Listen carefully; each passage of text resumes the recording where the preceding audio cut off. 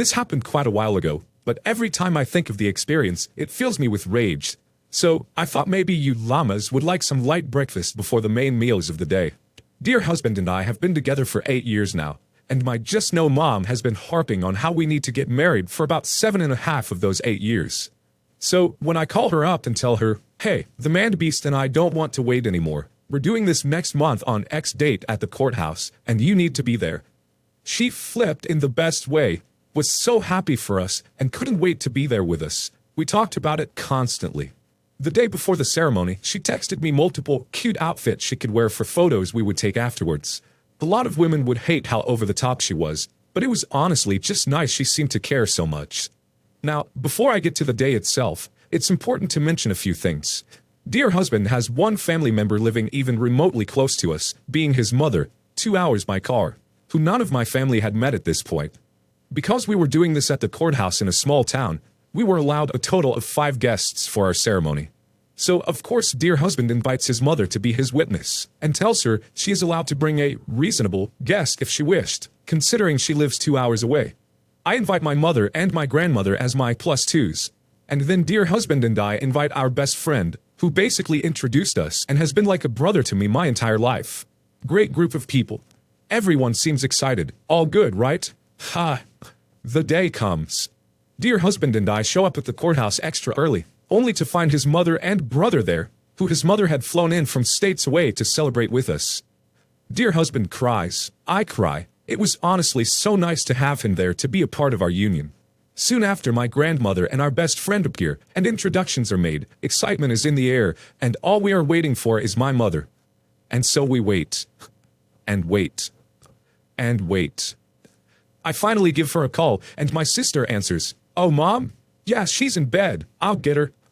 Mom groggily answers the phone, and I'm trying my damnedest to maintain my composure in front of this group of loved ones. Hey, so, we're all at the courthouse, and mine and Hub's scheduled time is in about 10 minutes. What? For what? To get married. Oh, that's today. I'll be right there. Don't you dare go in there without me. Click. I wish I could say I had a shiny spine back then, but I totally gave in to that demand. So, after getting off the phone with my mom, I basically babied out and started crying in front of everyone. Mother-in-law and grandma console me, with grandma basically making excuses and patting my shoulder, while my awesome mother-in-law tries her hardest to get my mind off my mother and on the wedding, which should have been my focus. After waiting around for another 10 minutes, we head to the waiting area outside the magistrate's office. There happens to be another couple there with a group, who were slated to get married after dear husband and myself. Dear husband explains that we're missing a relative and offers to trade slots with them, which they agree to. After around 30 minutes of waiting around, my mom finally shows up. Obviously hungover and reeking of cigarettes, wearing pajama pants, her work shirt from the night before that I assume she had slept in, and a jacket covered in what appeared to be motor oil. Keep in mind, this is not only my wedding day, but also for first time meeting my mother-in-law, so I was immediately pissed off and embarrassed. On top of showing up late, looking like a jockey, she had also brought my stepdad and sister along. To their credit, they looked embarrassed and were actually wearing nice outfits. Not only had my mom forgotten the date and time, but also apparently forgot that we had a guest limit. Of course, she starts not so subtly hinting that best friend should give up his spot for my stepdad. I thought these types of things were for family only. It's a shame that stepdad can't be a part of it. He was really looking forward to seeing you get married.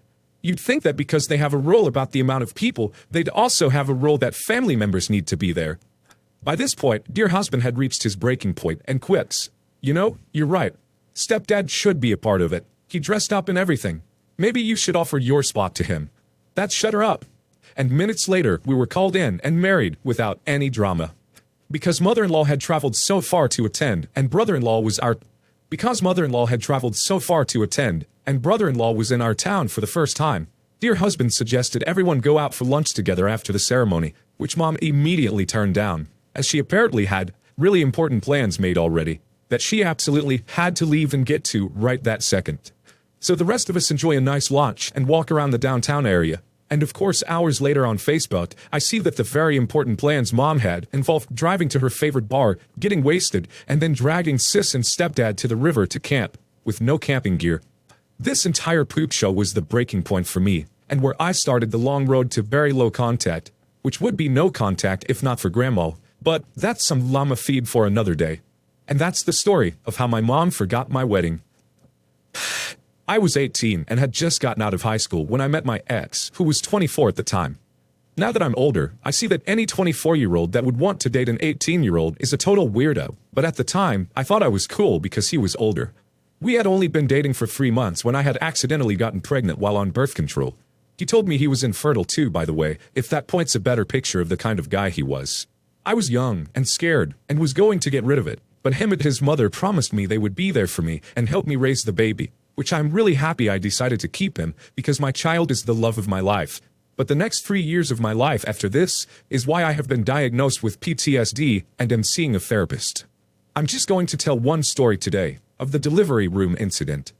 My ex had refused to work my entire pregnancy because he needed a break. I was working and going to nursing school to pay the bills, and his mom was helping with some of the bills because of her sons needed a break so bad. He's worked his whole life and he isn't ready to get a job yet. She had been continually escalating the entire pregnancy, to the point of coming inside the house without knocking when she knew I was there alone. She hijacked my baby shower and took all the items home so she could go through them first to see what she wanted for her house. Once screamed at me in the car for 10 minutes because I had asked her lazy POS son to get up and do some chores around the house since he was home all day. She yelled at me, "I'm his mother, you're not his mother. If you have a problem with him not doing stuff around the house, you come to me." One time, she randomly said, "I don't think my son would ever hit you," which she obviously knew how deranged her son was, but didn't warn me, because he did end up doing it multiple times, breaking my eye socket and several ribs and serving jail time over it. Like I said, I was a scared, isolated 18-year-old that had just had her whole life turned upside down with an unplanned pregnancy my friends and family weren't supportive of and was leaning on this lady for help. She was nice to me until it was too late to terminate the pregnancy. And then she flipped and became this evil monster who thought I was stealing her son from her.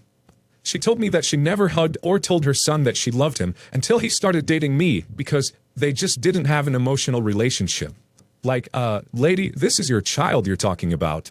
Anyways, there was a lot of other stuff that happened, but flash forward to the delivery date. I was totally tired of her crap, and her son was sort of on my side, sort of not. Just kept telling me she means well. She acts like that because she wants us to stay together. It was like I was in the Twilight Zone. I had set firm rules that no one besides him and I are supposed to be at the hospital for the delivery, because she was acting crazy and I didn't want her to ruin my pregnancy even more than she already had. Well, my mother accidentally lets it slip to the lunatic that I had been having contractions all day. It's about 10 p.m., and I'm talking to my ex about taking me up to the hospital because the contractions were getting closer together when psychopath shows up. Apparently my ex had been letting her know what was going on, so she decides to invite herself over.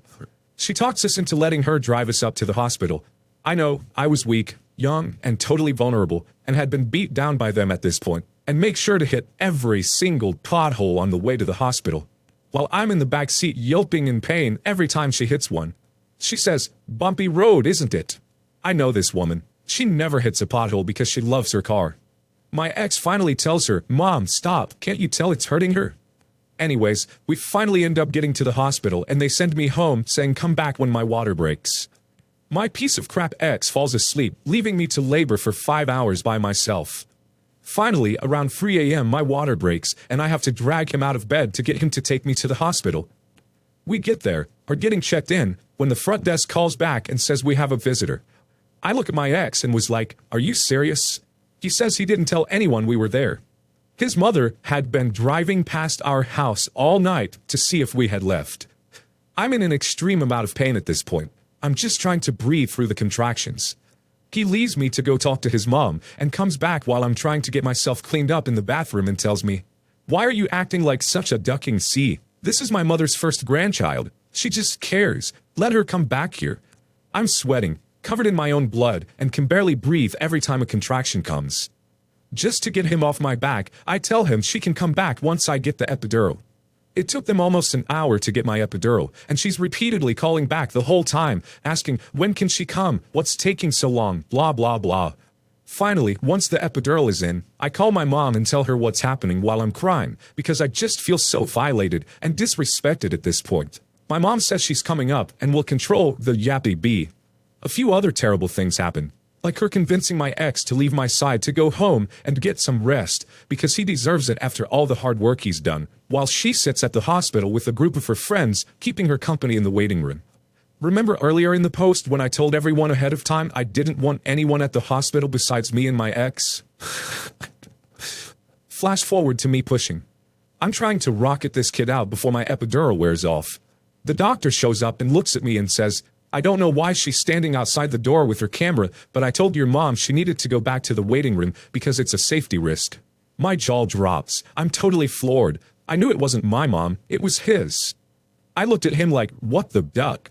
He told me he had no idea. I deliver my son in a whopping 20 minutes, and during that time she has the front desk call back 3 times to see what's taking so long. I was in love with my son, and totally swimming in all the after-labor feel-good hormones that I didn't even give a crap what that crazy bee was doing anymore. My mom later updated me that my crazy ex-mother-in-law was sitting in the waiting room the entire time telling her friends how she's going to convince me to formula feed. That next week she's going to take my son for overnight. That her son is a saint for dealing with me.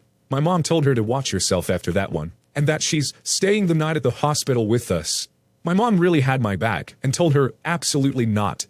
None of this was what I wanted and refused to leave the hospital until Crazy Town came with her. After this experience, I grew a set of balls and really started standing up to her and her POS son.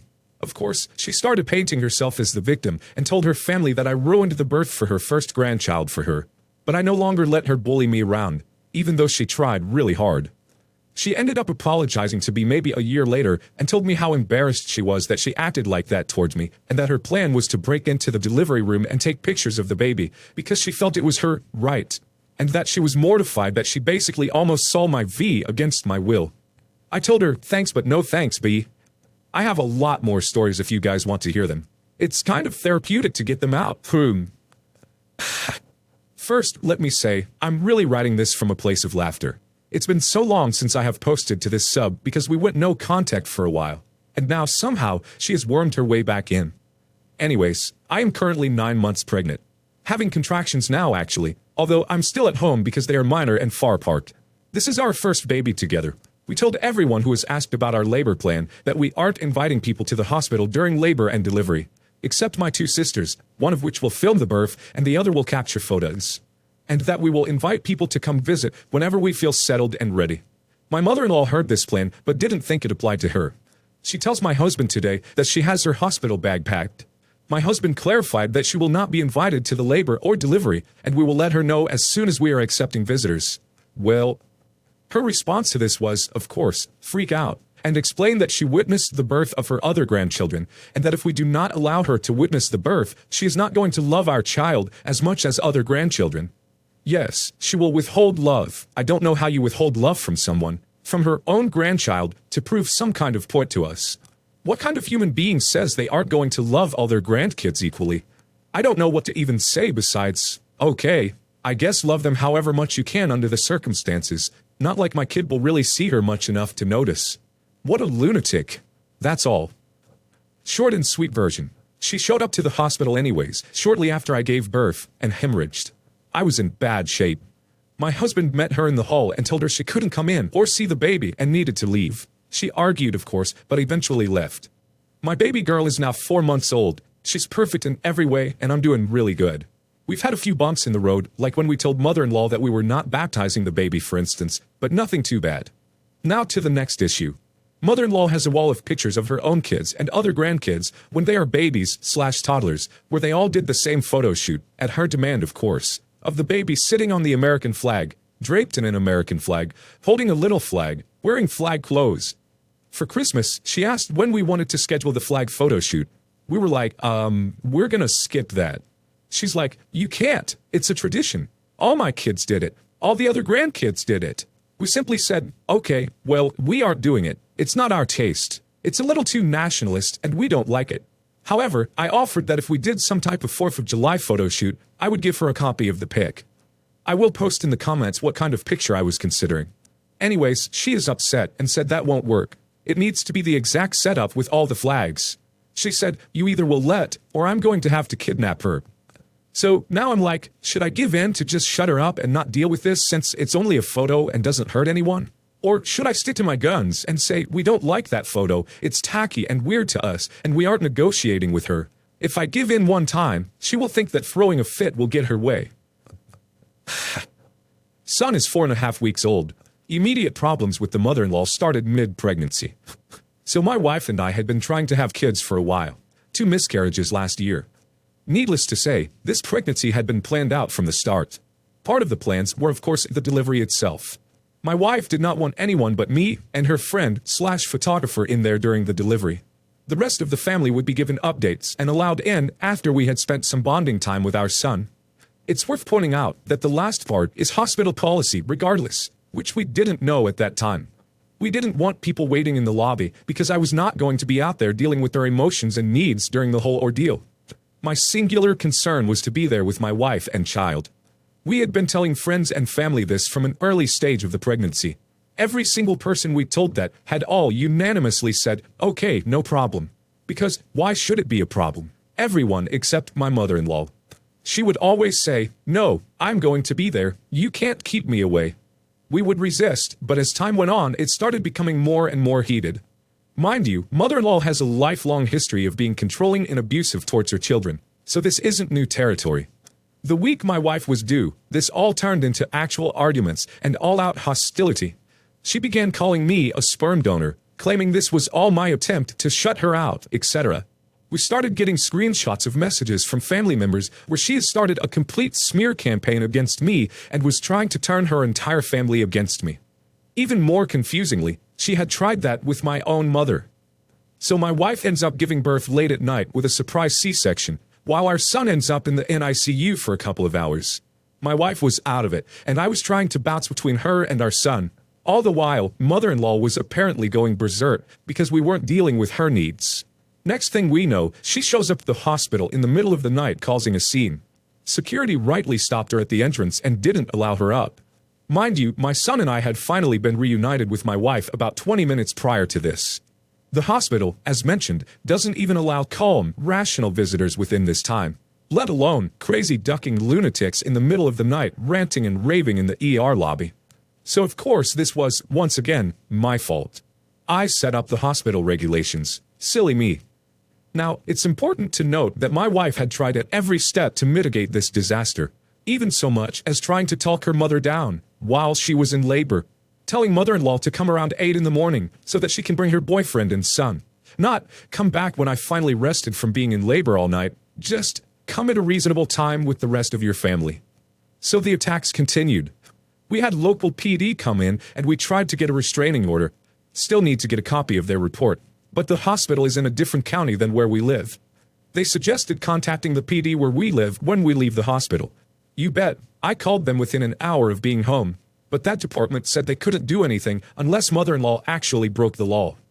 But we've at least began building a paper trail. One incident with hospital security, once with First PD, one with our local PD. Since then, we have had further attacks on our character, which my wife has fought back on as much as possible. All of these decisions were hers from the beginning, and she has tried to correct mother-in-law's version wherever possible, yet mother-in-law uses it as an easy attack against me.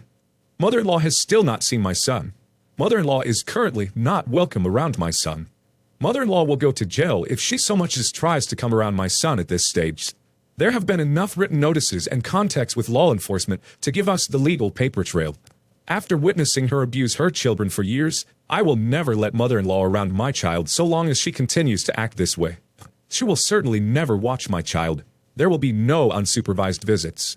I have zero regrets that she has never met her grandson. He has had so much quality time with his extended family. Everybody has been so happy to meet him, and he is a very happy baby. He is missing nothing.